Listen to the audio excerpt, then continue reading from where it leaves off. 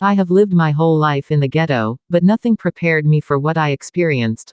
Life in the ghetto was nothing I hoped for myself, but I hoped that one day I was going to escape it. The smelly garbage, the police sirens screaming every day, teenage pregnancies, drugs, intimidation, injustice, violence was a daily norm in the ghetto. Hope was few, if you get a shortcut out of the hood. Before I tell my story, click subscribe, like and comment to Zammy World for more fascinating stories like this. Stay tuned. I was 18 years old when my life turned into breaking news in just a short time. My mother had sent me some fried fish for dinner. As usual, I would look for fresh fish in the market, because my mother would be angry if I didn't buy exactly what she had sent me. All of a sudden, I had a tap on my shoulder. The first glimpse I caught was the beautiful smile. The person standing behind me was a handsome young man.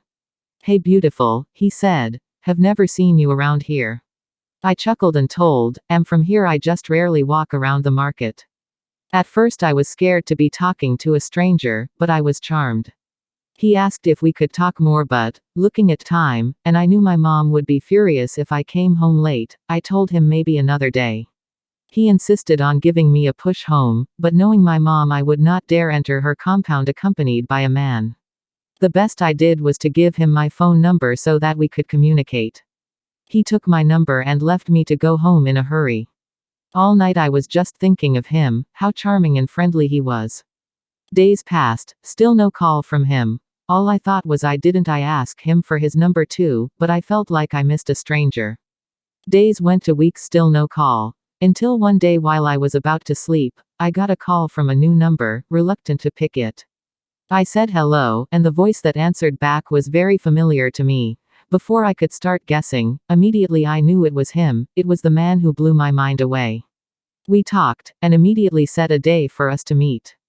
We met and invited me into his house. He had a beautiful house in the ghetto. Everyone in the ghetto would wish to have the things he had in that house, which made me wonder how he could afford them. But he told me he is a taxi driver. Sometimes he does good business with traders outside the area, and they pay him good money. I believed him. I was naive and young and probably had never been in love. I was stupidly in love.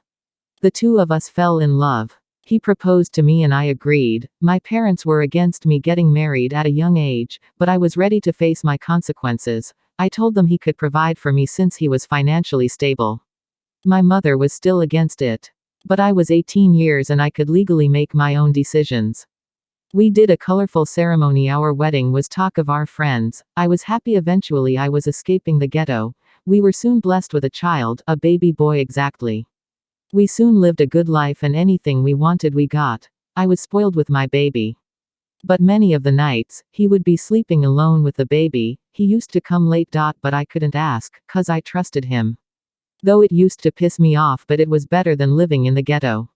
At times he would get strange calls. Sometimes he would hide to pick the calls. One Saturday morning, his phone was ringing. Little did I know this one phone call will bring me misery and pain and grief. Stay tuned to know what happened in second part of this story.